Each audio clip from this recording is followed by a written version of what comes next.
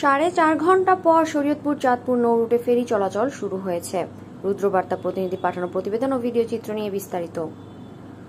ঘন কুয়াশা কেটে যাওয়ায় দীর্ঘ 4.5 ঘন্টা পর শরীয়তপুর চাঁদপুর নৌ রুটে ফেরি চলাচল শুরু হয়েছে। মঙ্গলবার 18 ফেব্রুয়ারি সকাল 8:30 থেকে ফেরি চলাচল স্বাভাবিক করে বিআইডব্লিউটিসি ঘাট কর্তৃপক্ষ। এর আগে সোমবার 17 ফেব্রুয়ারি রাত 4টা থেকে এই রুটে ফেরি চলাচল বন্ধ করে দেওয়া হয়। বিআইডব্লিউটিসি নরসিংহপুর ফেরিঘাটের উপব্যবস্থাপক মোহাম্মদ ইকবাল হোসেন বলেন, সোমবার রাত থেকে প্রচুর কুয়াশা দেখা দেয়। কুয়াশার মধ্যে দুর্ঘটনা এড়াতে এই রুটে রাত 4টা থেকে ফেরি চলাচল বন্ধ রাখা হয়।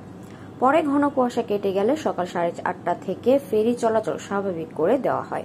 বর্তমানে এই নৌ রুটে ছোট বড় মিলিয়ে 6টি ফেরি চলাচল করছে বলেও জানান তিনি।